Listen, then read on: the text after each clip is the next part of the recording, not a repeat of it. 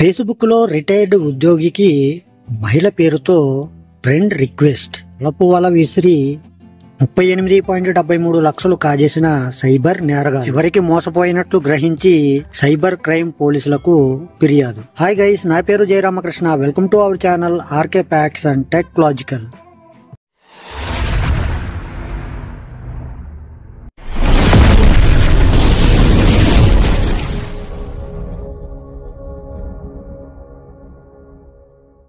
Cyber నేరాలపై పోలీసులు ఎంత అవగాహన కల్పిస్తున్నా మరి పిచ్చో వెర్రో తెలియదు, కానీ బాధితుల సంఖ్య మాత్రం రోజు రోజుకి పెరుగుతూనే ఉంది. సైబర్ నేరగాళ్ల మోసాలకు కోట్ల రూపాయలను సమర్పించుకుంటున్నారు బాధితులు. తాజాగా హైదరాబాద్కి చెందిన 70 ఏళ్ల రిటైర్డ్ ప్రభుత్వ ఉద్యోగిని హనీ ట్రాప్ చేసిన సైబర్ నేరగాళ్లు 38.73 లక్షలు కాజేశారు. తొలుత మహిళగా, అనంతరం కేబుల్ ఆపరేటర్గా, మైనర్ బాలికగా ఇలా విడతల వారీగా లక్షల రూపాయలని కాజేశారు. సినిమా కథని మించేలా ఉన్న ఈ సైబర్ మోసం ఎలా జరిగిందో ఇప్పుడు మనం క్లియర్ కట్గా తెలుసుకుందాం. శ్రద్ధగా వినండి. హైదరాబాద్కి చెందిన 70 ఏళ్ల రిటైర్డ్ ప్రభుత్వ ఉద్యోగికి మహిళ పేరుతో ఫేస్బుక్లో ఫ్రెండ్ రిక్వెస్ట్ వచ్చింది. దాన్ని యాక్సెప్ట్ చేసిన ఆ వృద్ధుడు ఆమెతో చాటింగ్ చేయటం మొదలుపెట్టాడు. మహిళ పేరుతో ఉంది కదా, మనవాడు ఆత్రం ఆపుకోలేకపోయాడు.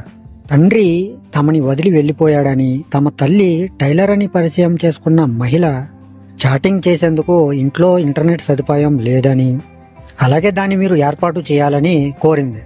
దానికోసం కేబుల్ ఆపరేటర్ నెంబర్ ఇచ్చి దానికి 10,000 రూపాయలు పంపాలని చెప్పింది.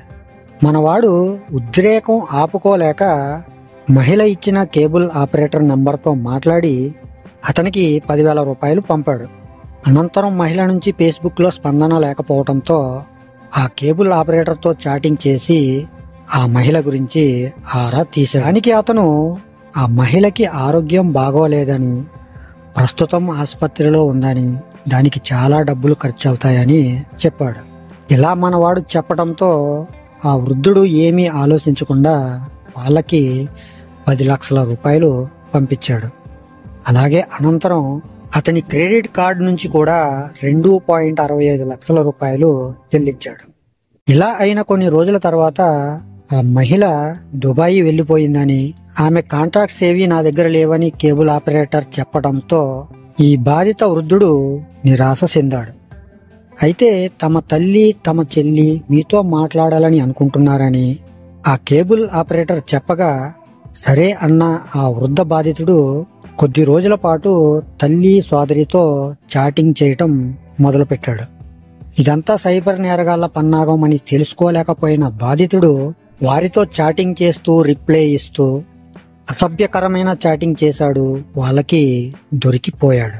దీంతో మళ్ళీ కేబుల్ ఆపరేటర్గా లైన్లోకి వచ్చిన నేరగాడు తన తల్లి, మైనర్ సోదరితో అసభ్యంగా చాటింగ్ చేశావని, ఈ విషయాన్ని పోలీసులకు ఫిర్యాదు చేస్తానని బెదిరించాడు. అలాగే స్క్రీన్ షాట్లు పంపాడు. దానికి భయపడిపోయిన వృద్ధ బాధితుడు అలా చేయవద్దని బ్రతిమిలాడాడు.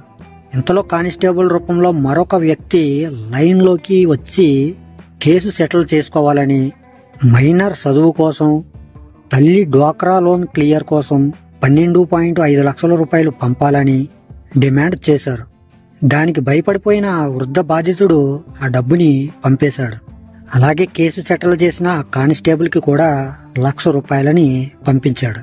అలాగే మరుసటి రోజు మరొక వ్యక్తి ఫోన్ చేసి తాను ఎస్సీనని, నేను కొత్తగా ఛార్జ్ తీసుకున్నానని, 10 లక్షల రూపాయలు పంపించకపోతే పోక్సో యాక్ట్ కింద కేసు నమోదు చేస్తానని చెప్పడంతో 7.37 లక్షలు బాధితుడు వారి ఖాతాలకు బదిలీ చేశాడు.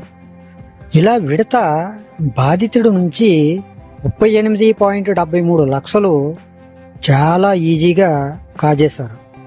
అయితే అడిగినంత డబ్బు ఇచ్చినా మళ్ళీ ఇతర వ్యక్తుల పేర్లతో బెదిరించడంతో అప్పుడు తెలుసుకున్నాడు మనవాడు మోసపోయాను అని. అప్పుడు ఇదంతా గ్రహించి హైదరాబాద్ సైబర్ క్రైమ్ పోలీసులను ఆశ్రయించాడు. విషయం తెలుసుకున్న పోలీసులు మిమ్మల్ని సైబర్ నేరగాళ్లు మోసం చేశారని తెలిపారు. ఆ బాధితుడి ఫిర్యాదుతో కేసు నమోదు చేసుకుని దర్యాప్తు చేస్తున్నారు.